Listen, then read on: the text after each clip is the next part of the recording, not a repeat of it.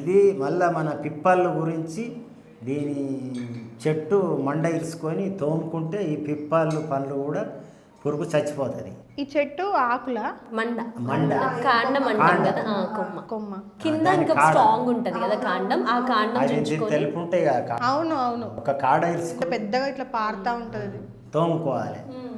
అట్లా చేస్తుంది. ఇప్పుడు ఇది ఇంకా మళ్ళీ పోతే దీని ఆకు తులసి ఆకు రెండు కలిపి పొద్దుగాల నవ్వులాలి.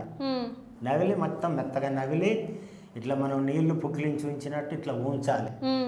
ఉంచితే ఆ పురుగులు అనేటి పిప్పల్లి కింద పడిపోతాయి, వెళ్ళిపోతాయి. చాలా మంది కూడా ఈ ప్రాబ్లమ్ తో ఫేస్ చేస్తూ ఉంటారు. కరోనా దానిలో కూడా ఇది కలుపుతుంది.